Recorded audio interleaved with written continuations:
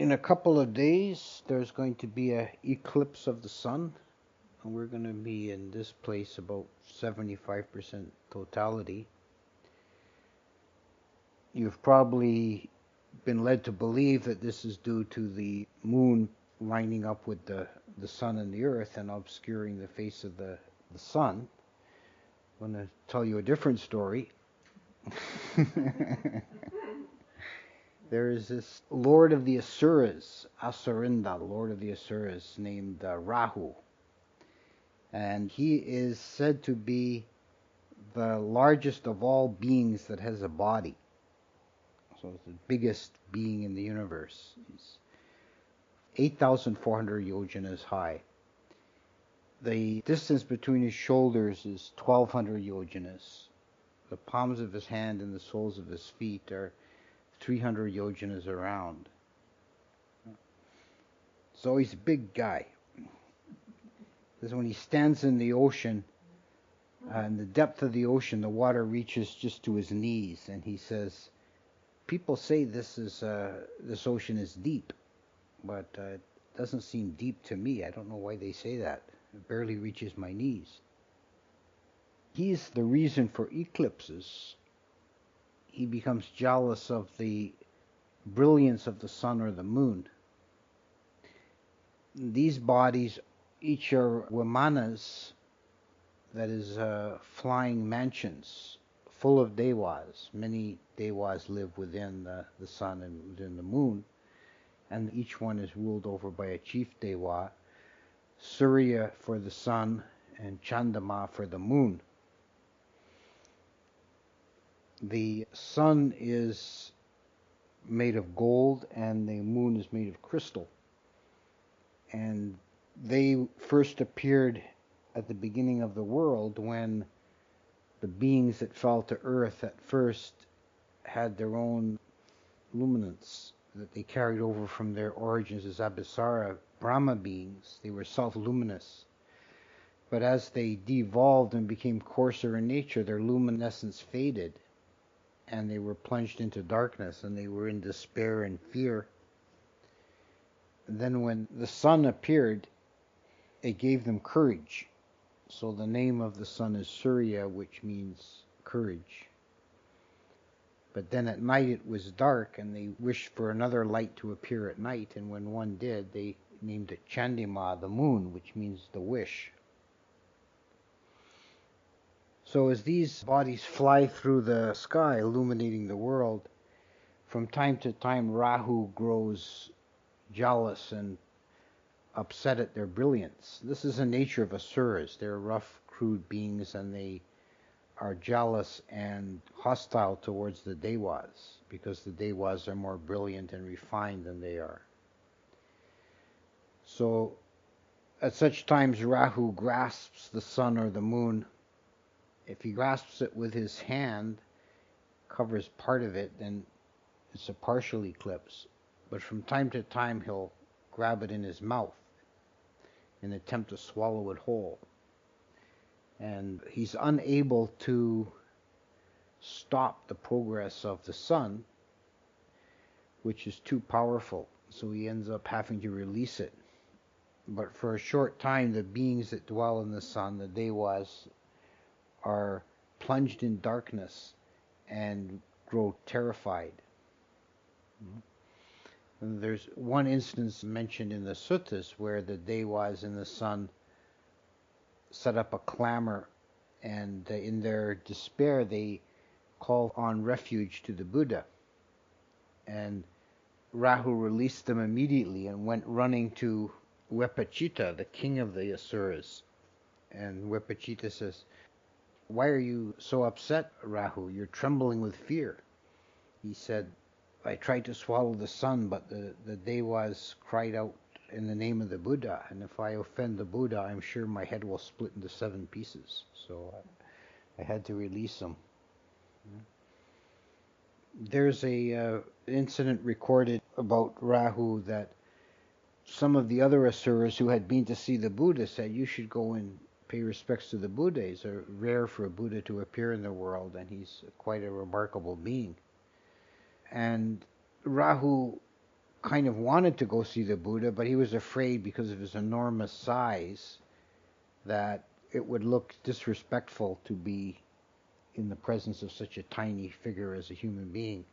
So he avoided going for a long time, but at last he went, and he approached the Buddha's kuti, and the Buddha was inside this little hut, and Rahu thought there's no possible way I can go inside and see the Buddha. And the Buddha cried out, "What are you waiting for, Rahu? Come inside."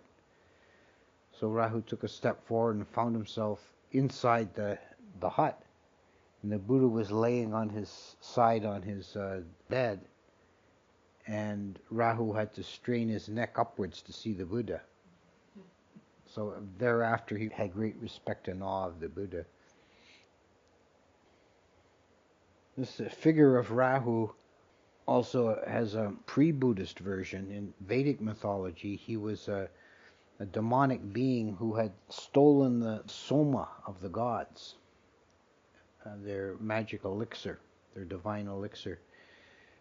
And Vishnu did battle with him and cut off his head.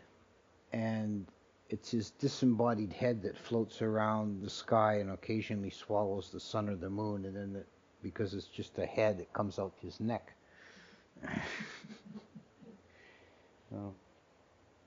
In the bit later times, when the Indians developed a sophisticated astronomy and astrology, they named 2 eclipse planets, Rahu and Ketu, that they included in the list of planets, and they were invisible to the naked eye. But as a mathematical abstraction, they actually made sense. The Babylonians had something similar they called Nibiru, and the Indian version may be derived from that. But if you plot the imaginary course of the planet Rahu through the sky, where it intersects the known path of the sun or the moon, there'll be an eclipse. And it's a mathematical abstraction that actually predicts eclipses. It works. This is made necessary because, of course, they had a geocentric astronomy, which makes explaining eclipses rather complicated. In any case, all these versions of the explanation for eclipses, they're models of reality. They're ways of explaining observed events, mental constructs to make sense of appearances. There's an idea in Buddhist philosophy of relative and absolute truth, that this is something that is in different forms is found in pretty much throughout Indian philosophy, that truth is not a either or, it's not so strictly binary, but there's gradations. Things could be more true or less true. It's not such an alien concept. We have, even in the hard sciences, in mathematics, you have, you can usefully use approximations in mathematics for use in engineering, say. Like the value of pi. It's an irrational number that goes on forever. But if you're building something circular, then depending on how accurate you need it to be, you use some value of pi. If you're just laying out stones for a garden to plant a circular garden, then you could get away with calling pi 3, and it would come out looking fine. But if you're building some precision machine part, you would need like several digits of pi to come close to being accurate. Another good way of looking at it is getting back to astronomy.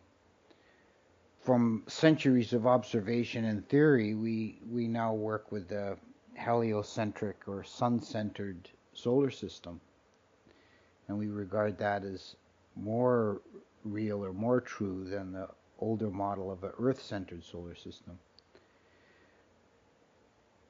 But if you're using the sun for navigation, if you're in a boat or even traveling in open country and you're finding your direction by the sun, it's easier and more useful to think of the sun traveling across the sky from east to west. You don't have to have so many layers of abstraction to figure out the position of the sun. So as a conventional truth, we say the sun rises in the east and sets in the west. But on a higher level of truth, we know the sun doesn't move relative to the earth. It's the earth that's rotating.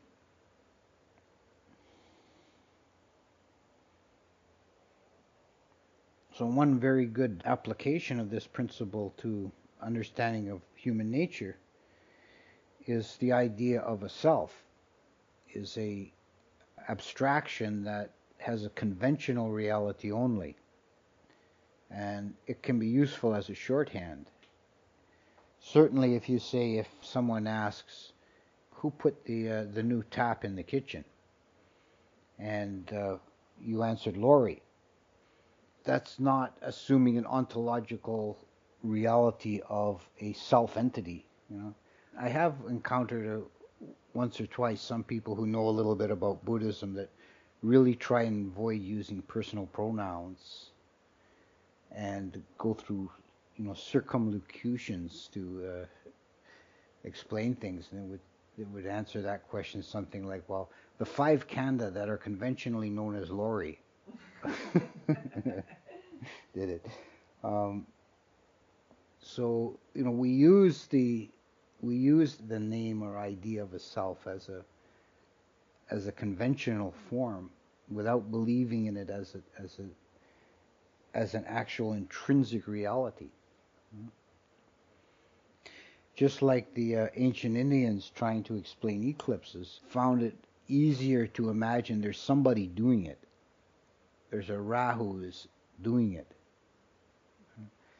And later they came to see it as a invisible planet or a mathematical abstraction. So we don't think, in our modern astronomy, we don't think anybody's doing it. We don't think anybody's making the eclipse. It just happens because of the conjunction of the different bodies lining up. So when we look at a higher level of truth of the functioning of a human being, we don't see anybody doing it. We see various composite functions: consciousness, perceptions, feelings, mental formations, body. Various processes, each one of which can be further analyzed. And all these things operate according to laws and are dependently arisen. We depersonalize it. This is quite useful in exploring the nature of mind. When we meditate and we're examining the mind, we see the different components, the different formations and so on as dependently arisen, impermanent, and empty of substance. And if we personalize any factors, we identify with them, then this inevitably leads to distress, at least to suffering of some kind or another. If the formation itself is painful in nature, then the suffering is obvious and immediate. If the formation is pleasant, then it's shifting and changing as leads to a sense of loss and feeling of distress and pain. But if either pleasant or painful or neutral, if it's just seen as a formation dependently arisen, a product of past causes, then it can be observed with the eye of wisdom. It's important to recall that this clear knowing,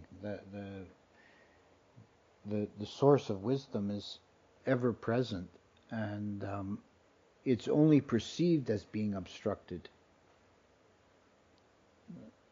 Think of the sun in the sky. The sun is ever present, it's ever brilliant. But from our perspective as beings, limited beings on the surface of this other planet, we sometimes perceive the sun as being present and shining and everything's bright and clear. Sometimes it's cloudy and dark. Then sometimes it's night. And sometimes in the middle of the day there's an eclipse on rare occasions and the sun is obscured. But none of these things affect the sun itself. The sun doesn't go away at night. It's just the earth has turned and we're on the wrong side of the planet. The simile is often found, particularly in Tibetan literature, of the mind as the deep blue sky, the clear blue sky, and the thoughts and the emotions are the clouds. They obscure the deep blue sky. They come and go, and even when the entire sky is covered in dark, heavy storm clouds, behind the clouds, the sky is unmoved, is unchanged. It's still clear blue sky. There's a big difference, I think, in the underlying assumption in at least some versions of Western psychology and Eastern thought, particularly Buddhist, but it I think applies to other Eastern religions and philosophies as well. In Western psychology, I mean, I know there's many different schools and they don't all agree with each other, but in that part of the tradition that's based on Freud, the mind is structured in such a way in layers that there's at the very top, there's a very fragile, small superego, then there's an ego, then there's an id, right? And this is the deepest, most fundamental, basic part of the mind is the id, which is a seething mass of lust and anger and desire, all the sort of primitive animal stuff is, and that's the most fundamental part of what you are. And the ego and superego are fragile little constructs that ride on top of that and provide rationality and clarity. In the Eastern and Buddhist way of thinking, that's quite wrong. That the deepest, most fundamental part of what you are is clear, luminous, blissful, unobstructed mind. And all the anger, lust, desire, ill will, all those animal thoughts and passions are relatively surface to that, relatively superficial. They're skimming on the top. And if you're identifying with that stuff, you're very far away from the center of your being. And you're going to inevitably suffer a great deal. But if you look for that clear, bright mind underneath, or more central or primordial to your being, then everything is clear. And this is how you find wisdom. You let that clear light shine out.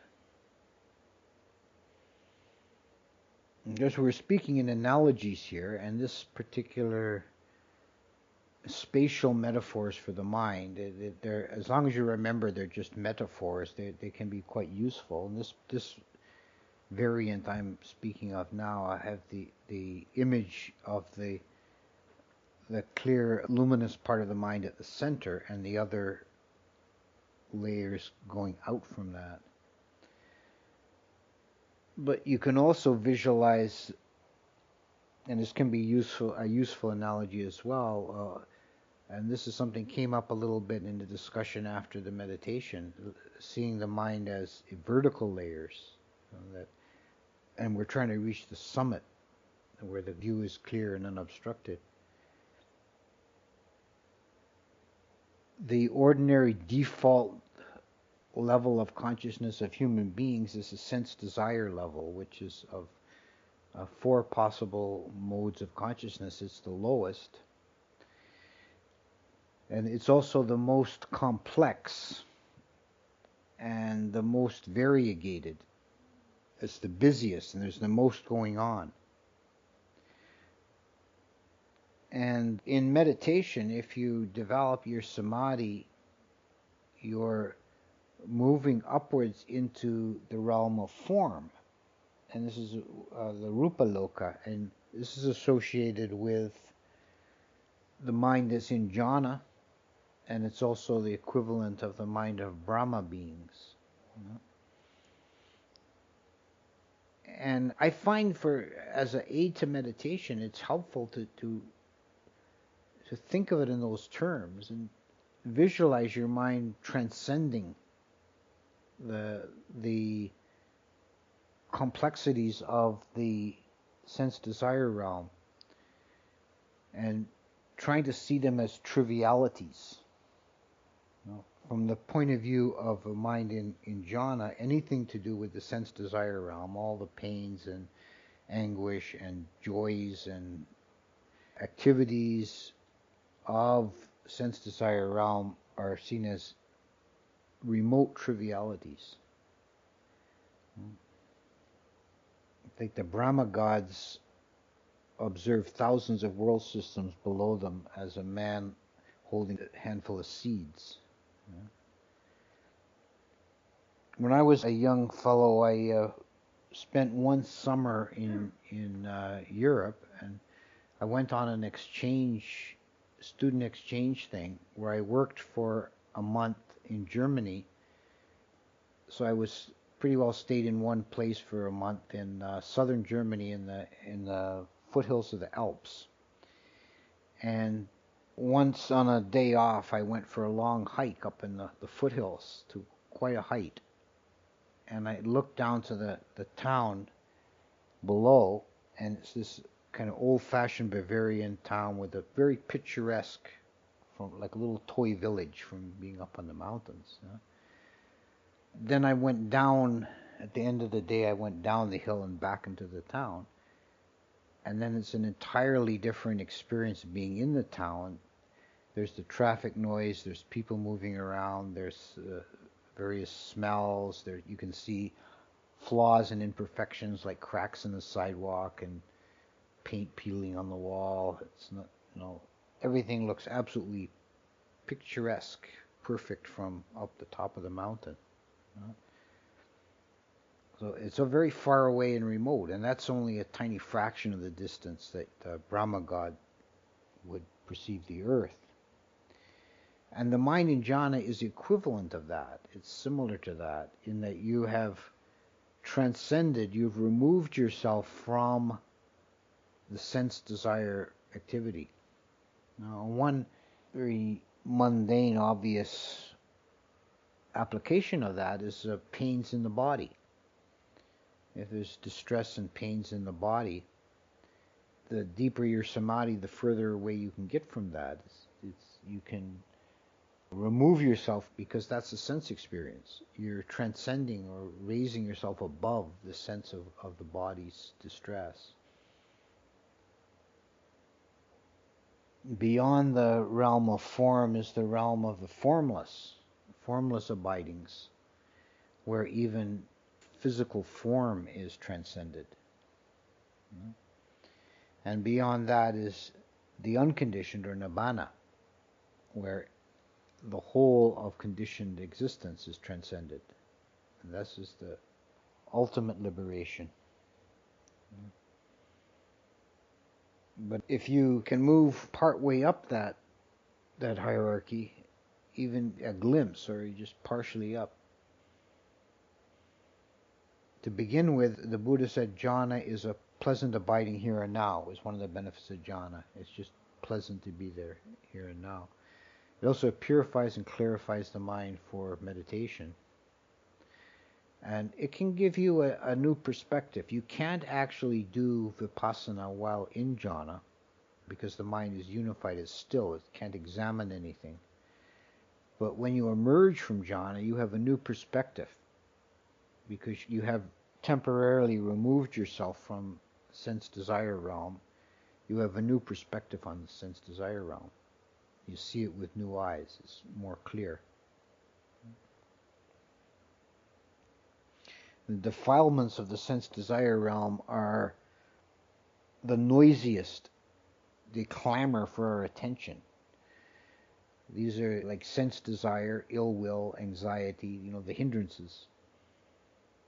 They're constantly clamoring for our attention. They're the most troublesome in our ordinary consciousness.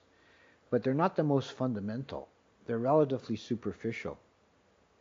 If you see beyond those, there are the deeper defilements of the desire for being, the desire for not being, restlessness, ignorance, and the I am conceit.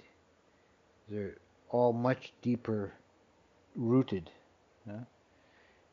And they're hard to deal with or even begin to grapple with until you've made the sense desire level defilements quiescent. So that's another application of this model of looking at the mind. This is, I'm presenting to you various models of looking at the mind that can be useful for unraveling this tangle. So I'll bring it to a close. I hope it's clear on Monday and everyone gets to enjoy Rahu's lunch and don't blind yourself staring at it. I'll leave it at that.